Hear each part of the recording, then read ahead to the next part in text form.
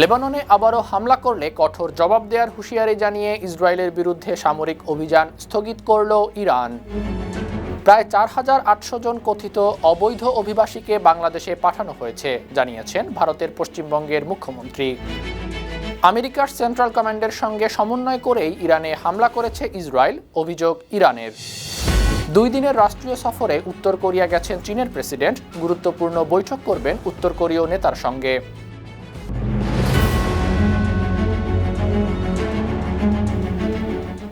শুনছিলেন সংবাদ শিরোনাম। সবাইকে স্বাগত জানাচ্ছি বিশ্বজুড়ে প্রতিদিনে বিশ্বের বিভিন্ন প্রান্তের সবশেষ তথ্য জানাতে আপনাদের সঙ্গে আছি আমি ইকবাল মাহমুদ অনিক। ভারতের পশ্চিমবঙ্গের সীমান্তবর্তী জেলাগুলোর হোল্ডিং সেন্টার থেকে প্রায় 4,800 জন কথিত অবৈধ অভিবাসীকে বাংলাদেশে ফেরত পাঠানো হয়েছে। রোববার এই তথ্য জানিয়েছেন পশ্চিমবঙ্গ রাজ্যের মুখ্যমন্ত্রী শুভেন্দু অধিকারী। তিনি বলেছেন, আরও 836 জন বাংলাদেশে প্রত্যাবাসনের অপেক্ষায় আছেন। তবে কোন সীমান্ত দিয়ে এবং কিভাবে তাদের ফেরত পাঠানো হয়েছে সে বিষয়ে কোনো বিস্তারিত বলেননি শুভেন্দু। বিজেপির একটি বিশেষ প্রশিক্ষণ শিবিরের প্রস্তুতি সভায় শুভেন্দু আরও বলেন, সীমান্তের 556 কিলোমিটার অংশে এখনও বেড়া নির্মাণ বাকি রয়েছে। অবৈধ অনুপ্রবেশ ঠেকানো এবং ভারত বাংলাদেশ সীমান্ত সুরক্ষা করা তার সরকারের অন্যতম প্রধান অগ্রাধিকার। ইসরায়েলের বিরুদ্ধে সামরিক অভিযান স্থগিতের ঘোষণা দিয়েছে ইরানের সামরিক বাহিনী। তবে সতর্ক করে তারা বলেছে, তেল আবিব লেবাননে আগ্রাসন শুরু করলে আরও কঠোর আঘাত হানা হবে। ইরানের রাষ্ট্রীয় গণমাধ্যমে প্রচারিত বিবৃতিতে ইরানি সশস্ত্র বাহিনী বলেছে, সবশেষ অভিযান থেকে জায়নবাদী শাসক গোষ্ঠী ও তাদের সমর্থকদের অবশ্যই শিক্ষা নিতে হবে। যদি আগ্রাসন ও শত্রুতামূলক কর্মকাণ্ড অব্যাহত থাকে তাহলে আগের চেয়ে আরও অনেক বেশি ধ্বংসাত্মক পদক্ষেপ নেওয়া হবে। ইরানি আধা সরকারি বার্তা সংস্থা ফার্স এসব তথ্য জানিয়েছে। এর আগে অবিলম্বে পাল্টাপাল্টি হামলা বন্ধ করতে ইসরায়েল ও ইরানের প্রতি আহ্বান জানিয়েছেন মার্কিন প্রেসিডেন্ট ডোনাল্ড ট্রাম্প। নিজের মালিকানাধীন ট্রুথ সোশ্যাল পোস্টে এই আহ্বান জানিয়েছেন তিনি। ট্রাম্প আশঙ্কা করছেন ইসরায়েলের সামরিক পদক্ষেপ যুক্তরাষ্ট্র ও ইরানের আলোচনা বাধাগ্রস্ত করতে পারে। এক্সিওস নিউজের বরাতে এক মার্কিন কর্মকর্তা জানিয়েছেন, ট্রাম্প নেতানিয়াহুকে অপেক্ষা করতে বলেছিলেন, কারণ যুক্তরাষ্ট্র ও ইরানের মধ্যে চুক্তি খুব কাছাকাছি। কিছুদিন আগে ট্রাম্প ফিনান্সিয়াল টাইমসকে জানিয়েছেন, যুক্তরাষ্ট্র ইরানের সঙ্গে চুক্তি করলে নেতানিয়াহুকে মেনে নিতে হবে। রোববার রাতে ইরানের রাজধানী এবং ইস্পাহান শহরে একাধিক বিস্ফোরণের শব্দ শোনা গেছে। তেহরানের আকাশে মার্কিন জায়নবাদী শত্রুর একটি ড্রোন ধ্বংস করেছে ইরানের আকাশ প্রতিরক্ষা ব্যবস্থা। ইরানের ইসলামিক বিপ্লবী গার্ড বাহিনী IRGC জানিয়েছে, তারা ইসরায়েলের হাইফা শহরের একটি পেট্রোকেমিক্যাল কারখানায় ক্ষেপণাস্ত্র হামলা করেছে। ইরানের দক্ষিণ পশ্চিমাঞ্চলে মাহ শহরের একটি পেট্রোকেমিক্যাল কমপ্লেক্সে হামলা করেছিল ইসরায়েলি বাহিনী। একে মার্কিন ইসরায়েলি হামলা হিসেবে অভিহিত করে IRGC বলেছে, প্রতিশোধ হিসেবে তারা ইসরায়েলের হাইফায় হামলা করেছে। এদিকে ইরানের রাষ্ট্রীয় টেলিভিশনে বিবৃতি দিয়ে IRGCর মুখপাত্র ইব্রাহিম জোলফাকারি বলেছেন, ইসরায়েলের হামলা করে তারা কঠোর জবাবের সতর্কবার্তা দিয়েছে। দক্ষিণ লেবানন ও বৈরুতের দক্ষিণাঞ্চলের উপশহরগুলোতে ইসরায়েলি হামলা বন্ধ করতে হবে। ইসরায়েলিরা আরও আগ্রাসন চালালে ইসরায়েল ও এই অঞ্চলে ইসরায়েলি সমর্থকদের কঠোর জবাব দেবে ইরান। তিনি অভিযোগ করেছেন, যুদ্ধবিরতি বারবার লঙ্ঘন করে ইসরায়েল অপরাধ করছে। যুক্তরাষ্ট্রের সমর্থনে ইসরায়েলি বাহিনী লেবাননের জনগণের ওপর দিন দিন নৃশংসতা বাড়াচ্ছে। এই অঞ্চলে হামলা করলে আরও কঠোর আঘাত করা হবে। ইসরায়েল ও তার সমর্থকরাও এই হামলার শিকার হবে। অপরদিকে ইয়েমেনের বিদ্রোহী হুতি গোষ্ঠী জানিয়েছে, অধিকৃত জাফা অঞ্চলে ইসরায়েলি শত্রুর সংবেদনশীল লক্ষ্যবস্তু নিশানা করে তারা হামলা করেছে। হুথিরা উত্তেজনার জবাব উত্তেজনা দিয়েই দেবে। ফিলিস্তিন, গাজা, ইরান, লেবানন ও ইরাকে তাদের জনগণের অন্যায্য অবরোধের বিষয়ে তারা নীরব থাকবে না।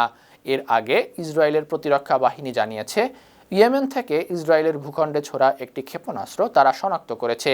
হুথিদের হুমকি প্রতিহত করতে ইসরায়েলি আকাশ প্রতিরক্ষা ব্যবস্থা কাজ করছে। এদিকে ইয়েমেনের সশস্ত্র গোষ্ঠী হুতি সোমবার বিবৃতি দিয়ে ঘোষণা করেছে, লোহিত সাগর, বাবেল বান্দেব প্রণালী ও আশপাশের জলপথে ইসরায়েলের কিংবা ইসরায়েল সংশ্লিষ্ট জাহাজ চলাচল করতে পারবে না। গাজায় ইসরায়েলি অভিযান এবং ফিলিস্তিনিদের ওপর অব্যাহত হামলার প্রতিবাদে এই নৌ অবরোধ আরোপ করা হয়েছে। একই সঙ্গে তারা ইসরায়েলের বিভিন্ন লক্ষ্যবস্তুতে ক্ষেপণাস্ত্র হামলা চালাবে। হুতিরা বলছে, ইসরায়েল সামরিক অভিযান কিংবা আঞ্চলিক উত্তেজনা বাড়ালে হুতিরাও হামলা বাড়াবে। শুধু ইয়েমেনের স্বার্থেই নয়, বরং ফিলিস্তিন, গাজা, ইরান, লেবানন ও ইরাকের জনগণের প্রতি সংহতি জানিয়েই তারা এই অবস্থান নিয়েছে। ইসরায়েলি সেনাবাহিনীর রেডিওর খবরে জানানো হয়েছে, ইসরায়েলি সামরিক বাহিনীর মূল্যায়ন অনুযায়ী ইরানের বিরুদ্ধে অভিযান কয়েকদিন চলবে। ইসরায়েলি সেনা রেডিওর সাংবাদিক ডোরন কাদোস জানিয়েছেন, ইসরায়েলি সামরিক বাহিনী বৃহৎ পরিসরে রিজার্ভ সেনা সক্রিয় করার প্রস্তুতি নিচ্ছে। সে লক্ষ্যে একাধিক রিজার্ভ ব্যাটালিয়ন ডাকা হতে পারে। টেলিগ্রামে দেয়া এক পোস্টে কাদোস আরও জানান, ইসরায়েল সরকার সীমান্ত এলাকায় অতিরিক্ত বাহিনী মোতায়েন করবে, বিশেষ করে অধিকৃত পশ্চিম তীর জর্ডান সীমান্তে। অন্যদিকে ইসরায়েলি হোম ফ্রন্ট কমান্ডো আজ সকালে বড় পরিসরে রিজার্ভ সেনা সক্রিয় করা শুরু করেছে।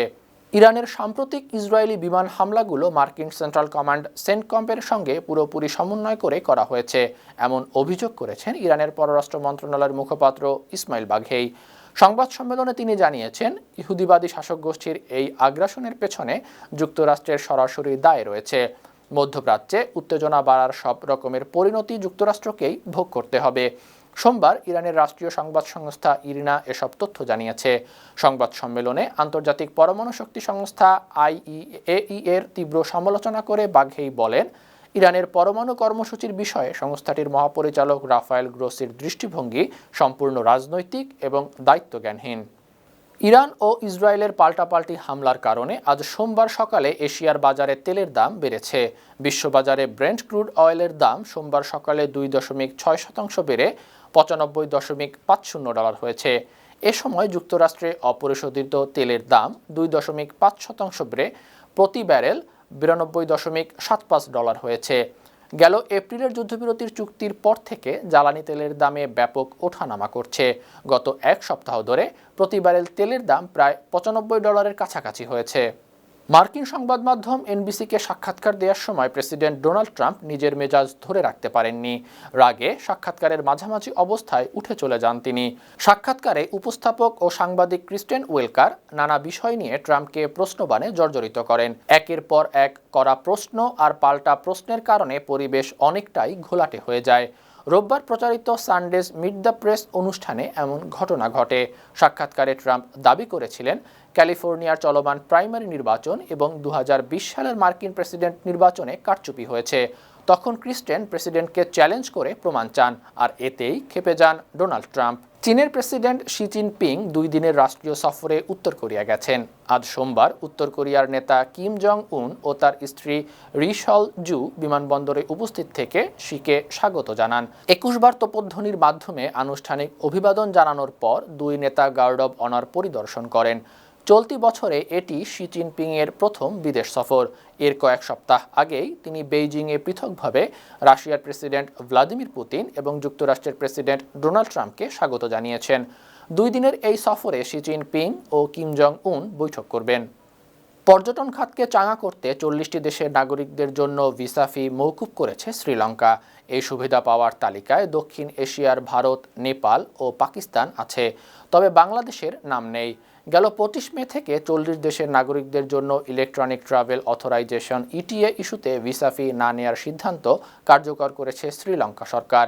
নতুন এই নীতির আওতাভুক্ত দেশের পর্যটকরা ভিসা ফি ছাড়াই 1 মাসের জন্য শ্রীলঙ্কা ভ্রমণ করতে পারবেন। সুপ্রিয় দর্শক, এই ছিল আজকের বিশ্বজুড়ে প্রতিদিনের আয়োজনে। দেশ বিদেশের বিভিন্ন খবর নিয়ে আবারও আপনাদের সামনে হাজির হব। সেই পর্যন্ত ভালো থাকুন, সুস্থ থাকুন, 52 টিভির সঙ্গেই থাকুন। ধন্যবাদ।